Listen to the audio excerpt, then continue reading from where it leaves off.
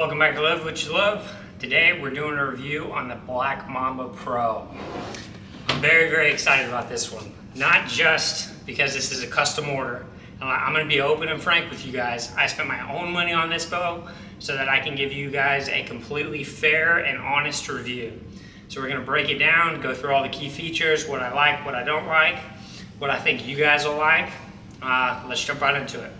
Okay, so the axle of this bow is 31.5. The net bare bow weight is 3.9 pounds. It has a 6-inch brace height, and an IBO is 360 feet per second. Crazy enough. The APA carry handle. Okay, so the carry handle, you see this front kind of added riser bar. So not only does that add stability and structure, but it also has like little notched out finger grooves, which makes it fantastic for if I want to walk around and I've got a long hike, I can just hang on to this and it's no energy. Normally, I would carry my bow probably in my right hand and I'd have my left hand under to kind of distribute the weight, but this riser handle I really like. So that's a pro for sure. So you ever been up in a tree and you're looking for a place to put your bow, but you don't really want to put it anywhere that could interfere with the cams or get tangled up? Thankfully, we got the Fang riser. You see right here at the front? Kind of check this out. You can assume my finger is a branch, any old branch, and you can just hang it up there. That made no noise. It's gonna be quiet as can be. If I have to get it off there and I'm getting ready to take a shot, no noise. Fang riser, big plus. The APA Tool Center. So there's 3 parts to the APA Tool Center. The first, we're gonna talk about the carbide sharpener, which is right where my fingers are. You just slide your knife through. It's nice little sharpening. You can do that for broadheads, for knives that you're carrying on hand. Handy little tool. You also have a knock indexing tool. So that's gonna be right here. The one that looks like kind of 2 semicircles. That's the knock indexing tool right below mine. You also have a broadhead wrench. So the broadhead wrench is, as the name implies, you stick your broadhead in here. It has many different facets for if you have a 3-blade, if you're running 2-blade, whatever it is, you can insert it in here and either tighten it clockwise or counterclockwise, hence broadhead wrench. The APA cam lock technology. So this next one is actually my personal favorite and one of the main reasons that I wanted to buy this bow. Now if you can see this black piece right here and then this silver bar sticking out, that's kind of the heart and soul of the cam lock technology. So you can undo this black piece, which just locks in this silver piece, and think of this as like the spine of your bow. This allows you to change cables, to change strings, and let me show you how to do that. First thing we're gonna do is pretend like we wanna loosen up one of the cables so that we can maybe put a half twist, full twist, whatever we need to get our timing right, assuming that our timing is off. The timing on this bow is like super correct right now, but just assume it's off. So you're gonna take this pin, you're gonna go to the cable. So this cable follows, this is the singular end of the cable. At the other end, it's a yoke, but you would pull this towards you and you put this bar in and make sure it's all the way through so that it goes to both sides. And then you just let go. That cable is completely free. And follow me to the other side.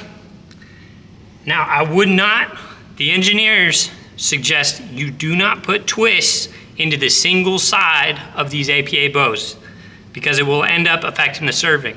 You want to go down to the yoke side because it's a free yoke system. So if I did want to put a twist in, I would undo one end.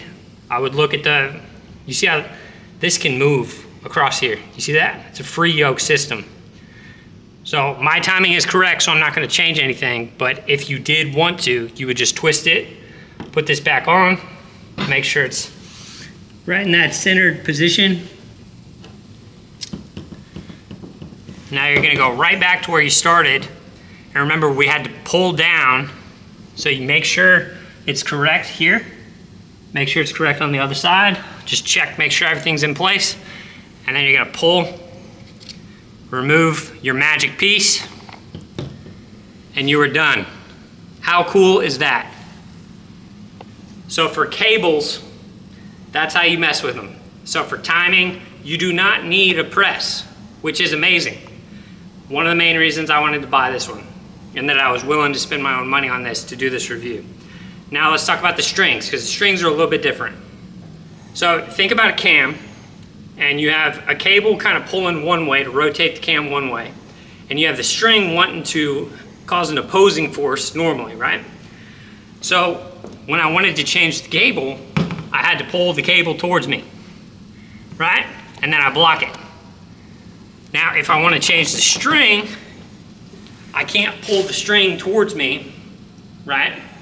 I have to pull the string away from me. So the way that I do that, I just stand on the string. You can pull it up. Give me just a sec. Put it right there on the D-loop. You can pull it up, and you can put one of these in, right like that. See how loose your string is now? So if you wanted to, say you're in a tournament and you notice your peep is twisted or a quarter twist or whatever, you want to take a half twist out of your string, that's exactly how you would do that. You'd put that little silver piece, I like calling it the spine of the bow just because it's like, you can't really do much alteration if you don't have that piece.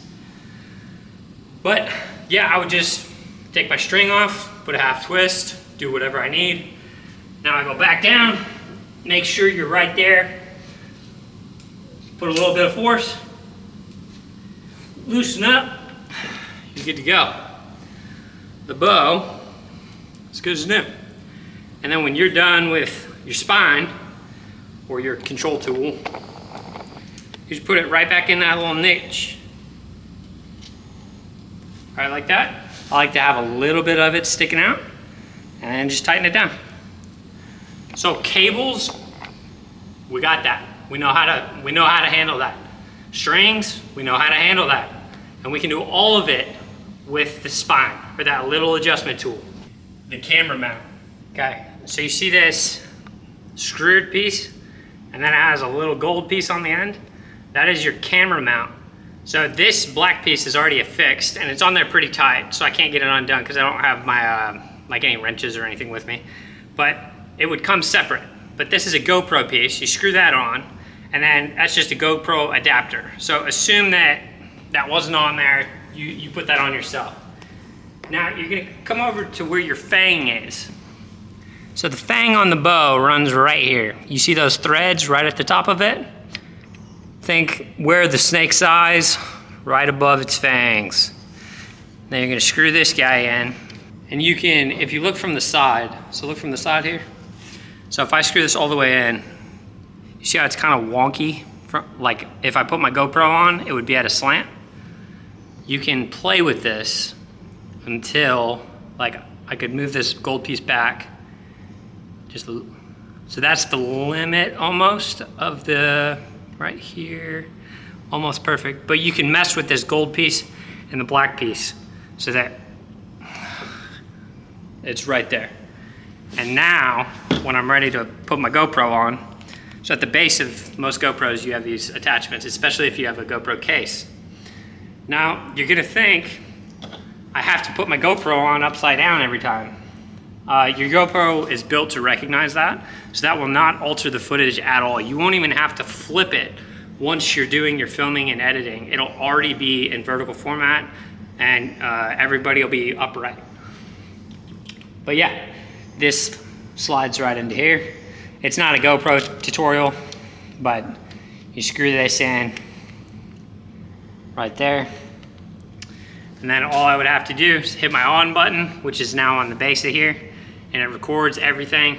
This is super, super handy for me because I like to film a lot of my hunts, and this is about the easiest way. Normally, I have to do old school. I would use a bike inner tube and wrap it in such a way that I could still access the on-off button, the power button, and the battery. So this is huge for me.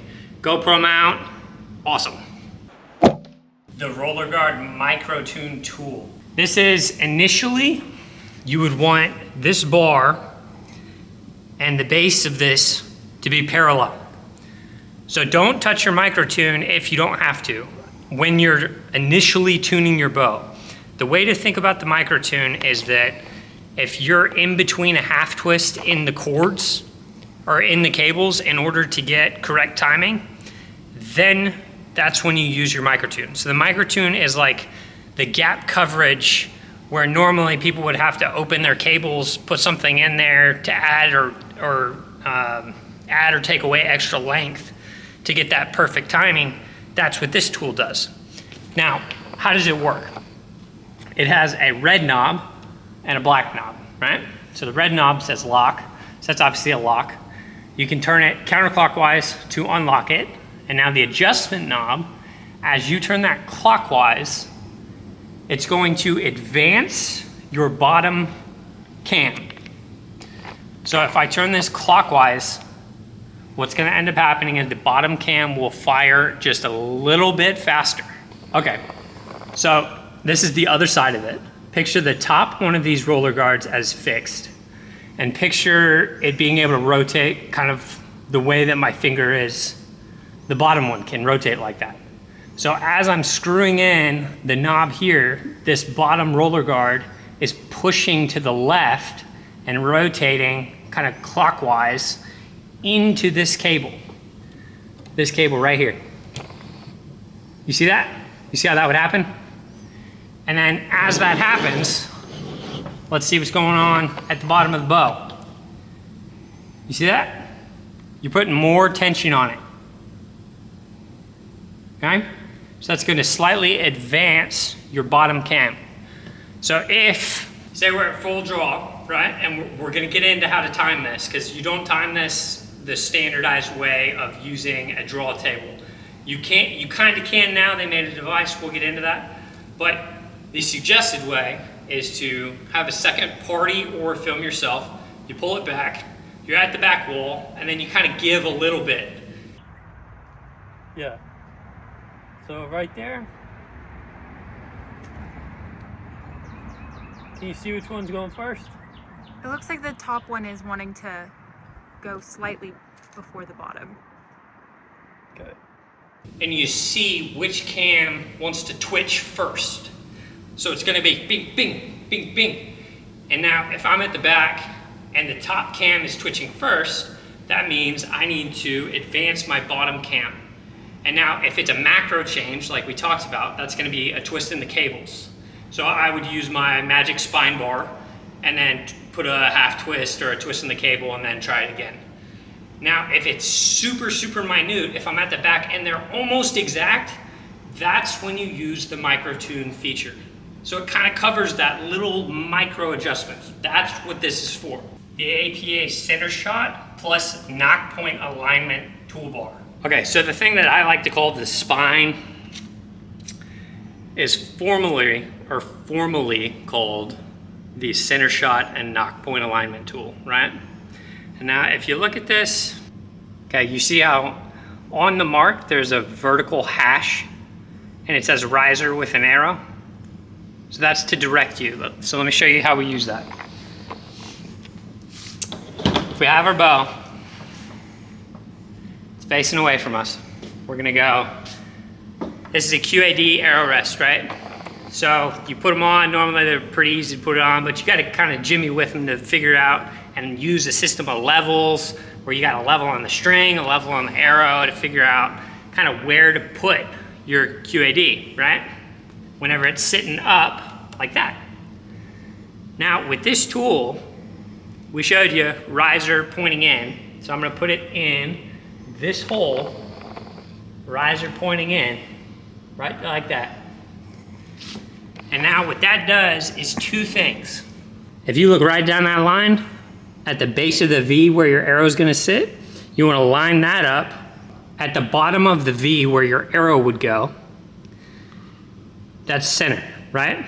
And you wanna have that centered with the hash on this bar, right back here. You can barely see it. But that's one center. And now we also wanna know where to put our arrow height-wise, so vertically, right? So that also takes care of that. So you see how we've got the bar sticking out, and then we have our burger holes here. And you normally want the arrow relatively either burger holes or upper half of burger holes. That's what most people will recommend. So if you stick this arrow on there, and I like right here, so if this is cocked all the way back, so it's not drawn all the way back, but if it is, you see how close that is? So I set it up just doing this. I've used the center shot and the knock alignment, and I trusted it, right? And then what's the best test to see how well your D-loop and your QAD rest are on there and in alignment? You shoot a broadhead. Within 3 shots of shooting a broadhead, I was right where I needed to be. So it is a great start, and you can trust that, because I was kind of weary about it. So, huge pro. The APA torque-free limb anchor. Okay, so this is one that I do not take full advantage of because I do not use a limb-driven rest. But if you are one of those guys, they have a torque-free limb anchor right here. So you can just attach right onto there. They make it very, very easy. The MPB, the multi-positional balancer. All right, so the multi-positional balancer, MPB, right? So that's pretty much 2 stabilizers in one. I have the other stabilizers that I like to use are the Hitman, and this kind of solves both of those in one. So you can't, Hitman, you have just straight bars and then they have a bunch of right angles. This kind of simplifies it. It's just one thing, but you can put it straight across, you can put it down. It's very simple, and to put it on, in case you're wondering, you do have to remove your string stop. So, and it's not glued on or affixed in any troublesome way. Just remove that string stop, put your MPB on there, tighten it down however you like, and then put your string stop back on, you're good to go. The integrated bow winch. So this is perhaps one of the biggest selling points and a huge talking point when it comes to this bow. It's called the integrated bow winch. And now this comes in handy because saddle hunting and hunting from way up there, like 25, 30 feet has become pretty common. I don't know about 25, 30, but like 20 feet, 15 feet, you know what I'm saying. So our integrated winch is built straight into the bow. And I actually ordered the bow and the winch separately, and I installed the winch on my own, and it's very, very simple. So if you did order your bow and you forgot to order the winch as well, don't be intimidated by the installation, it's very simple. Now, the first thing we're gonna talk about, I'm gonna tighten it down and then we'll show you. So when it's locked, the gold piece controls the lock. So if it's all the way clockwise, that's locked down, it's not moving, I can't pull this out. If it's unlocked, I give it a little bit of, I like kind of having it midway so that there's a little bit of tension. So I'm not, it's kind of like fishing, you don't wanna spool your bail or like get backlash, you know? So you're gonna pull this up through here. You can see it rotating the whole time. And now something interesting that they did that I really like, there's actually another little hook that you can hook into. And now this is the part that would attach to your body. So if you had a carabiner, here, let me see if, okay, we got a carabiner on the pants. And then we got, just pretend like we're gonna climb up, right? So if I set that there, or if I wanna protect the bow, maybe I think it's gonna fall over, I'll climb up, up and over. And then you're gonna have to spool out the bow, because I'm way up in the tree, remember? So you wouldn't have to do this because you're way up there. But for me, I just got to the end, and I pulled my bow up, and do you see how, because of this little circular piece that we went through, the bow came up right side up. That's the purpose of that. Nobody talks about that. And now, all we do is come through. We're gonna get out of that little circular piece. Real nice and easy. Now we just have a bunch of slack. And now it's like fishing. You just start rolling in your slack. And I don't want to misquote, but I think there's about 24 feet of line in here. Okay, so one quick tip. When you are reeling it in, maybe try to apply a little bit of tension, because when I was reeling it, this is just honest feedback, the first time it kind of bunched up and I ended up with maybe like a foot or two that I really would have had to apply some force to get that spool to mash in enough so that this end is then free or hidden. So make sure to try to apply a little bit of force when you're spooling in. But when you think about it, if you're hunting, you're gonna have your quiver, you're gonna have your mount, you might be pulling it up with a backpack as well, so that could be the added weight that is needed to make this system work the way it's designed to. 3 Pro Connects, we'll go through all of them. Okay, we're talking about the Pro Connects. The first one, they have, you might be able to see it if you look at this little groove. I do not have a dovetail sight on here, but they have an integrated dovetail. Pro Connect, second thing, they've got a Pro Connect sling. So you can see the attachment points for that right here and right here. So if you order your sling, you can just put your sling over your body, just another way to carry your bow more easily, similar to the carry handle. The third one, everyone's gonna be familiar with. It's just a Pro Connect stabilizer mount. It's extremely common now, but you can see it right here. They just add this little silver piece in there so that you can attach and disconnect your whatever stabilizer suits your fancy quickly. The Twin Flex limb system. One of the wonders of this bow is how the hell does it shoot so fast, right? So that's probably a really complicated question and one that should be more directed to the team engineers. But one of the things that they highlight and they attribute to that speed is the shape of their limbs. So not only is this limb single, it's not a double limb like with Matthew's lift or something like that. It's just one single piece and it splits right here. And they call that the Twin Flex limb system, which they attribute to added speed. Pretty cool. Let's do a little bit of shooting with this joker. All right, first, let's see what kind of poundage we're getting. I think it's around 80, something like that.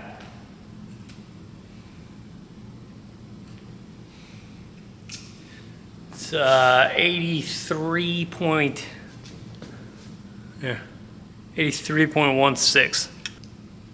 Well, let's take some shots.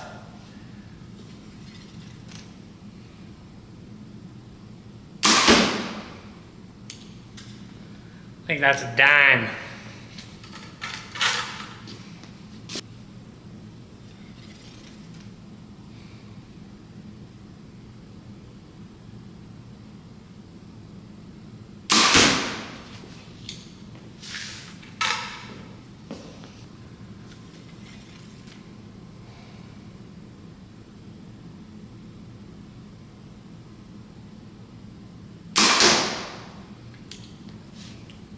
This thing is so crazy fast, it's ridiculous.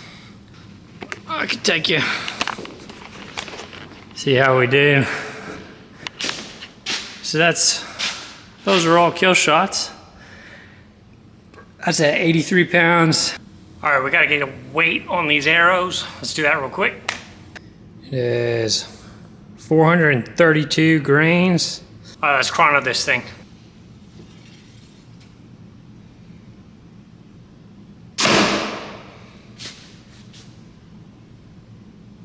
That is insane.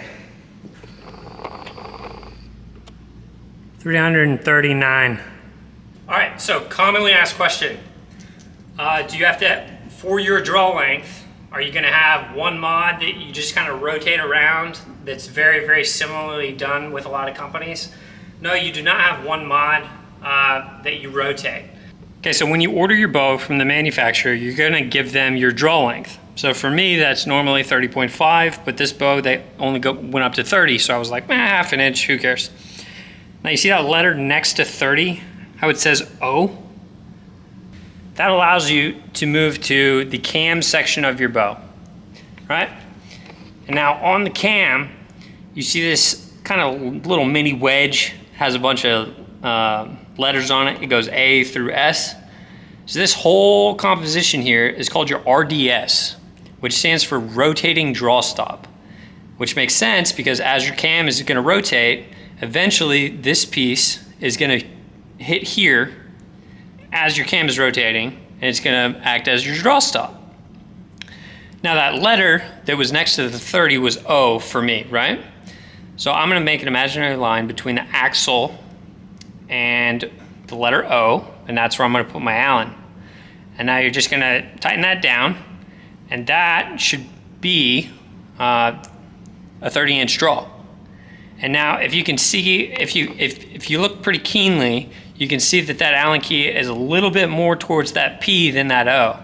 And that's on purpose. That's because I wanted a little bit more of a valley, a little bit more of a let off. That's why I did that. It's the same way on top and bottom. Okay, another common question that you're probably gonna have. Can you tune this bow with a draw board? Now, the answer is yes and no. You can get it exceptionally close with a draw board. Like as that one touches, look down at the bottom. So that was one click.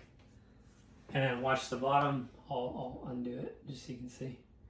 You see that? How it's just, and I'm gonna continue the same motion and just go up to the top. See how it's just touching? So it's literally perfect. But think about when you put on that draw board, that cylinder that this is gonna rest on, and then you're pulling it back by your D-loop. The cylinder here, these cams are so sensitive and specific, is what the engineering team says, that because all the pressure is here, instead of when you grip your bow, the pressure would be slightly lower. You're gonna get your cams close, but if you match it with the pressure in the wrong spot, it's not gonna be exact just because of how fast this bow flings an arrow. Okay, now because people do like to use a draw board, APA did come out with a draw board adapter that you can order and purchase. And what that is going to do is distribute, so that the initial issue with using the draw board is the pressure point is here. And then you draw everything back. But the pressure point is it doesn't simulate a human hand well enough. So that draw board adapter is going to lower that pressure point so that you can actually get your cams perfectly in time using a draw board. So you can kind of use what you're used to. So there's two ways. I want to talk about the draw cycle of this bow. The only two other bows that I'm exceptionally familiar with are the Blackout MV3, which has pretty easy draw, kind of heavy, and then it drops off big at the end, and the Matthews Lift 33, which has a very steady pull, steady pull, steady pull, steady pull, and then drops at the end. This is more like the Matthews Lift than the MV3 for me. It seems it's a speedy bow. I mean, you guys know it's the fastest one. I don't know if it's still the fastest bow or whatever, but I know it's one of the fastest bows in the world, Black Mamba Pro. But when you draw this bow back, obviously fast bows are going to have a heavy early draw weight. There's just no getting around that. So your draw force curve starts on the y-axis already pretty high, and then it's a pretty steep incline. This is an 84-pound bow, but it's very smooth. And one thing that I like is that at the end, with the Matthews Lift, there's that drop off, right? And with the MV3, the Blackout MV3, there's that drop off. There is a drop off, but it's less. So it's almost like you need to just pull back real smooth, and it has a very, very smooth draw. It really does. It's very consistent the whole way. I don't feel like I'm ever gonna pull too hard and then feel like I'm breaking into my back wall, which a lot of times I do with my Matthews Lift. With this one, I'll show you. It's just kind of smooth. You just have to make sure and apply tension at that back wall, or it's gonna wanna go on you. Like, it feels very good to draw. I'm gonna shoot this one. Oop.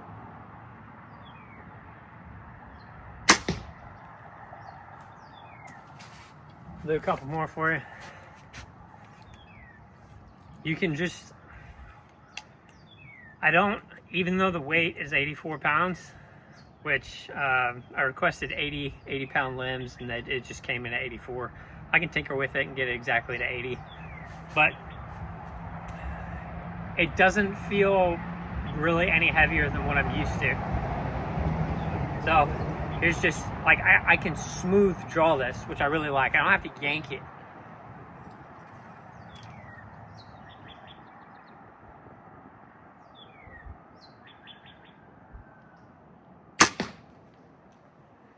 And it's just, I don't know, guys. I know Matthews gets a lot of hype, but APA is pretty cool. The feel is, they do things differently for sure, but I really like the feel upon firing. It's very smooth to draw back. Let's just do one more. Just look at the draw cycle. It's kind of awesome.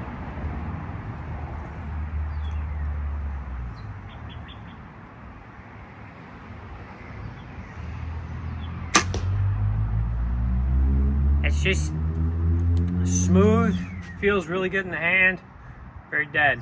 All right, that's about all we're gonna talk about draw cycle. One other issue that I came across was that besides having that lurchy feeling, I felt like the back wall was slightly spongy, and I was wondering why that was happening. And it was because when you use the method of not using a draw board to set your timing and you use a second person, sometimes, in my case, I got them twitching at the same time, but when I would pull all the way back, my RDS on one would hit and on the other would not hit. So my solution for that was just, I would get it twitching perfectly, and then I would put it in a draw board until the first RDS hit. And then whatever the difference was, it was just a little micro difference on the bottom one. I just unscrewed the RDS, moved it just a bit, so that my RDS on the top and bottom hit at the exact same time, and I still have the twitch happening at the exact same time.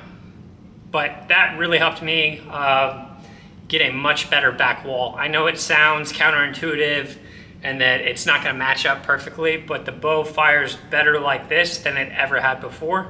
So if you're having that issue where you feel like the back wall is slightly spongy or has a little bit of give or something like that, maybe wants to have that lurch feeling, think about some of those factors. All in all, I freaking love this bow. I would recommend it to anybody. It is a very, very fast bow, so if you're into speed bows, it is right up your alley. But yeah, always remember, live what you love.